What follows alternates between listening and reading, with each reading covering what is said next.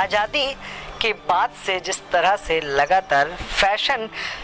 के क्षेत्र में हर तरह की तरक्की हुई है, जहां आप बात करें कि आज जिस तरह से युवा आधुनिक युग में जी रहा है, तो वहीं युवाओं ने फैशन डिज़ाइनिंग क्षेत्र में कई तरह का काम भी किया है और इस क्षेत्र में जिस तरह से उन्होंने एक बेहतर मिसाल कायम की है, जहां आज हम बात करने वाले हैं एक 21 वर्ष के युवक नीतीश सिंह से, जिन्होंने फैशन डिज़ाइनिंग के क्षेत्र में अब तक उन्होंने कई शो किए, जिसमें से कुल 65 इवेंट्स में उन्होंने फैशन डिज़ाइनिंग की भूमिका निभाई और अपने द्वारा डिज़ाइन किए गए पोशाकों को पहनाकर मॉडलों को रैंप वॉक पर उतारा। आइए उनसे ही बात करेंगे और जानेंगे कि आखिर फैशन डिज़ाइनिंग का जो क्षेत्र है किस तरह का स्कोप युवाओं के लिए है, आखिर क्या बेहतर भविष्य फैशन डिज़ाइनिंग के क्षेत्र में है। आइए खास बातचीत का सिलसिला शुरू करते हैं और जानते हैं जेटा डिज़ाइनिंग के फाउंडर नीतीश सिंह से कि आखिर फैशन डिज़ाइनिंग में किस तरह का भविष्य है। कि हमने बताया आपको कि आधुनिक युग में जिस तरह से फैशन की एक अपनी ही भूमिका रही है, आधुनिक युग में जिस तरह से अभी हमारे साथ फाउंडर जेटा के नीतीश सिंह हैं, जिनसे जानेंगे कि आखिर फैशन डिज़ाइनिंग के क्षेत्र में जिस तरह से मात्र 21 वर्ष की आयु में ही 65 से भी अधिक शो इवेंट्स वो कर चुके हैं और जिसमें अपनी पोशाक को मॉडलों को जो उन्होंने डिज़ाइन किया था अपनी पोशाक को मॉडलों को पहनाकर रैंप पे भी उतार चुके हैं। नीतीश जी, स्वागत है आपका खास बातचीत में। आखिर किस तरह से देखते हैं आज के युग में फैशन डिज़ाइनिंग के शो को, जो फैशन डिज़ाइनिंग का क्षेत्र है उसको, जिस तरह से आज़ादी के बाद से लगातार हमारी पोशाकें बदली हैं। शुरुआती दौर में हम शायद हमारे पूर्वजों ने या हमारे दादा ने जिस तरह से धोती कुर्ता या कई तरह के पोशाक उस समय थे, तो आखिर फैशन डिज़ाइनिंग के क्षेत्र में आने का क्या प्रमुख वजह रहा? अपने परिचय के साथ बताएं, 21 वर्ष की कम उम्र में आखिर ये जज्बा, ये फैशन डिज़ाइनिंग का क्षेत्र आखिर क्यों चुना? दरअसल दिल्ली BRDS भौर राठौड़ डिज़ाइन स्टूडियो से मैं निफ्ट की पढ़ाई किया। उसके बाद फिर मैं दिल्ली के डिप्लोमा कंप्लीट होने के बाद 2 इयर्स का डिप्लोमा कंप्लीट होने के बाद मैं दिल्ली से लखनऊ से अपना फर्स्ट इवेंट स्टार्ट किया। इवेंट्स में ये रहा कि पुराने ज़माने में महिलाएं पुरुष धोती कुर्ता अनारकली वगैरह, मतलब एक पुराने तरह से अपने ट्रेंड में अपना ड्रेस पहनते, लेकिन धीरे धीरे समय बदला, अपने शहर गांव हर चीज़ धीरे धीरे हाईटेक होने लगे, हर चीज़ प्रोफेशनल और एक बड़े लेवल पे होने लगा, बदलने लगा। उसी हिसाब से हमारे डिज़ाइनर्स, जो भी डिज़ाइनर्स हैं अपने वहाँ के, हमारे जैसे जितने भी डिज़ाइनर्स भाई बहन हैं, वो लोगों ने एक नया ट्रेंड लाना शुरू किया और उनके ट्रेंड की वजह से आज का समय ये है कि हम shirt pant jeans damage jeans वगैरह अलग अलग ड्रेसेज जो कि आज के टाइम में चल रहे हैं उसको हम पहनते हैं और वो हम लोग जैसे ही डिज़ाइंस रहते हैं जो आज के टाइम में मार्केट में आते हैं। नीतीश जी, बताएं, जिस तरह से एक फैशन डिज़ाइनिंग का क्षेत्र जो है, क्या लगता है आज के युवाओं को उसमें आसानी से जगह मिल सकती है? क्या वो अपना बेहतर भविष्य इसमें बना सकते हैं? जी बिल्कुल बना सकते हैं। भविष्य किसी चीज़ में पीछे नहीं है, वो चीज़ हमारे डिपेंड करता है कि हम उसके लिए कितनी मेहनत करते हैं। अगर हम दिल से चाह दें कि हमको ये चीज़ करना है तो हम उस चीज़ को पा के रहेंगे, चाहे किसी भी तरह से। उस चीज़ के लिए अगर हम चलेंगे, उसकी दिशा में चलेंगे कि हमको किस तरह से चलना है, किस तरह से चल के हमको एक बढ़िया काम कर सकते हैं, अपनी टीम अपने लोग से जुड़ के अपना काम आगे बढ़ा सकते हैं और उस हिसाब से काम करें तो हम ज़रूर आगे बढ़ेंगे और हर बंदा सक्सेस होगा। मॉडल्स डिज़ाइनर्स हर कोई एक बड़े लेवल पे दिखेगा। अच्छा, जैसे कि जो फैशन डिज़ाइनर, एक जो फैशन डिज़ाइनिंग की जो एक पोस्ट है और जिस तरह से इसके लिए एक प्रमुख योग्यताएं चाहिए, आखिर वो योग्यताएं क्या है? किस तरह से आदमी एक सफल फैशन डिज़ाइनर बन सकता है और आखिर इस चीज़ को करने के लिए क्या क्या प्रमुख योग्यताएं होनी चाहिए? बहुत लोग डिप्लोमा करते हैं NIFT, national institute of fashion technology. हमने भी निफ्ट ही किया है, national institute of fashion technology Delhi से 2 ईयर का कोर्स। जैसे डिज़ाइनिंग हर तरह की होती है, हर चीज़ आज के टाइम में डिज़ाइन पे ही डिपेंड करता है। पुराने जब समय की गाड़ियों को देखिए और आज की गाड़ियों को देखिए, पुराने घरों को देखिए आज के घरों को देखिए,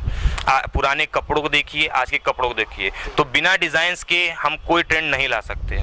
कोई भी चीज़ बिना डिज़ाइन के नहीं आ सकती है। पहले कोई चीज़ बनता है तो उसका हम पहले डिज़ाइन लेते हैं, डिज़ाइन मेंटेन करते हैं कि हाँ ये डिज़ाइन कैसे होगा, उस हिसाब से हम उस पर वर्क करते हैं कि उसको कैसे उस तरह से मेंटेन किया जा सकता है कि इस चीज़ में ये परफेक्ट आ सके। अच्छा नीतीश, जैसे एक किसी भी कोर्स को या किसी भी क्षेत्र में एक बेहतर भविष्य बनाने के लिए युवतियां, सबसे पहला जो एक बड़ा सवाल होता है कि आखिर जो अर्निंग, जो इनकम ऑफ सोर्स होगी, क्या आखिर एक फैशन डिज़ाइनर किस तरह से अर्निंग करता है, आखिर उसकी मंथली इनकम किस तरह से हो सकती है, चाहे वो फ्रीलांसर हो, चाहे वो जिस तरह से किसी कंपनी का हो, आखिर किस तरह से क्या उसकी अर्निंग हो सकती है? कुछ लोग टेक्सटाइल्स में डिज़ाइनिंग में जॉब करते हैं, लेकिन कुछ लोग जैसे हमने किया तो हम डिज़ाइनिंग इवेंट्स ज्वाइन करना शुरू किए। इवेंट्स में दो तरह के इवेंट्स होते हैं, पेजेंट, रनवे। तो उसमें हमारे ऊपर ये डिपेंड करता है हमारे ड्रेसेस लोगों को अट्रैक्ट करते हैं नहीं। सबसे पहली चीज़, अगर हमारी चीज़ आपको पसंद आती है तो ऑब्वियस है अगला जो भी है वो सीधे अगले का नाम लेगा कि हाँ वो परफेक्ट है, वो हमारे इवेंट के लिए लायक है, वो हमारे इवेंट में आएगा। तो वो चीज़ एक फ्रीलांसर और उसके लिए ये डिपेंड करता है कि हमारा अगला ऑर्गेनाइज़र जो है या जो भी है वो हमको कितना पेमेंट दे रहा है, कितना क्या दे रहा है, उस हिसाब कितने ड्रेसेस हैं हमारे, उस तरीके से हम शो को ज्वाइन करते हैं, अपने ड्रेसेस देते हैं, मॉडल्स हमारे ड्रेस पहनती हैं और उस पर उनका शो होता है। अच्छा, अभी तक जिस तरह से 65 से भी ज़्यादा इवेंट्स में आपने अपने पोशाकों को, मॉडलों को पहनाकर रैंप पर उतारा, आखिर किस किस तरह के वो शो रहे हैं और भविष्य में किस तरह का शो आप लोग करने वाले हैं जो यूनिक होगा, जो लगेगा कि हाँ ये फैशन के क्षेत्र में एक नई चीज़ है? अभी तक हमने रनवे शो किए हैं, पेजेंट शो किए हैं, बट इन फ्यूचर हम बहुत जल्द ही अपने लखनऊ में बॉडी पेंटिंग शूट ला रहे हैं, जो कि अभी तक अपने लखनऊ में एक प्रॉपर वे में बॉडी पेंटिंग नहीं हुआ है, जो कि बाहर में दिल्ली, मुंबई या आउट ऑफ इंडिया देखिए तो आउट ऑफ इंडिया में ज़्यादातर होता है, दिल्ली मुंबई में भी कम, लेकिन आउट ऑफ इंडिया में ज़्यादा होता है। तो इस चीज़ को हमने लखनऊ में लाना चाहते हैं कि लखनऊ हमारा जो है फैशन के मामले में अगर आगे है तो हर मामले में आगे रहे, और यहाँ के बच्चे जो हैं वो भी कुछ सीख सकें, कुछ देख सकें कैसे क्या है, हर चीज़ जो उनके लिए भी परफेक्ट रहेगा, उनकी प्रोफाइल्स के लिए परफेक्ट रहेगा, और हर किसी की नज़र में रहेगा कि हाँ एक ऐसा चीज़ भी होता है। क्योंकि बॉडी पेंटिंग जब हमने लॉन्च किया तो उसके बारे में ज़्यादातर लोगों को नॉलेज नहीं था कि ये कैसे होगा। तो उसमें हमारा ये रहेगा कि बॉडी पे आर्ट होंगे और उस आर्ट पे पेंटिंग, जो पेंटिंग हम बुक पे करते हैं, कॉपी पे करते हैं, उस पेंटिंग को, उस आर्ट को एक अलग तरीके से, एक अलग आर्ट, अलग कॉन्सेप्ट बना के हम बॉडी पे उतारेंगे। बॉडी पे हमारे आर्टिस्ट उस पर वर्क करेंगे और उसके बाद वो मॉडल्स का शूट होगा। जो जी अब एक आखिरी सवाल, आखिर क्या स्कोप, क्या भविष्य है इसमें, जैसा कि आपने बताया, आखिर क्या संदेश या मैसेज देना चाहेंगे आज के युवक युवतियों को कि आधुनिक युग में जिस तरह से फैशन का दौर बदला है, भविष्य में इसका क्या स्कोप है और किस तरह से लोग इसको ज्वाइन करें? क्योंकि सबसे बड़ा सवाल ये होता है कि एक गरीब तबके का छात्र या छात्राएं इस कोर्स को करने के लिए कहीं ना कहीं हिचकिचाता है, क्या ये इतना कॉस्टली है या हर कोई इसको अफोर्ड नहीं कर सकता, इस तरह की भी बातें होती हैं? नहीं, ये चीज़ है, क्योंकि इवेंट्स ज्वाइन करने के लिए मॉडल्स अपने रजिस्ट्रेशन कराते हैं, बट रजिस्ट्रेशन कराने से पहले एक परफेक्ट मॉडल, मेल हो या फीमेल, एक परफेक्ट मॉडल की हाइट 5'7" होती है, ठीक। उससे छोटी जो भी मॉडल्स हैं वो अभी इवेंट ना ज्वाइन करें, बल्कि वो खुद पे वर्क करें, खुद के बॉडी, खुद के टैलेंट, खुद की हाइट पे वर्क करें। जब वो एक परफेक्ट हाइट में आ जाएं तब वो मॉडलिंग ज्वाइन करें, या तो फिर वो एक्टिंग लाइन में जाएं, लेकिन मॉडलिंग लाइन अगर ज्वाइन करनी है तो अपनी हाइट, अपनी पर्सनालिटी पहले मेंटेन करें, फिर इस लाइन में आए। बिकॉज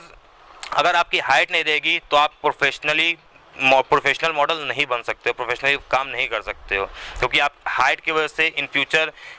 कोई प्रोजेक्ट आता है, कोई वर्क आता है, तो उस हाइट की वजह से आप थोड़ा साइड हो जाओगे। हाइट सबसे ज़्यादा मैटर करता है एक परफेक्ट मॉडल के लिए। और बाकी जो गरीब तबके मॉडल हैं, जो छोटे हैं, जो कुछ करना चाहते हैं, कुछ सीखना चाहते हैं, लेकिन उनमें टैलेंट है, तो उनको हम अपने ज़रिए से उनको मंच देंगे, स्टेज देंगे, वो हमसे जुड़ सकते हैं, हम उनको मंच देंगे, स्टेज देंगे, और उनको हम फ्री वर्क देंगे, फ्री इवेंट्स कराएंगे, फ्री उनको ग्रूमिंग सिखाएंगे।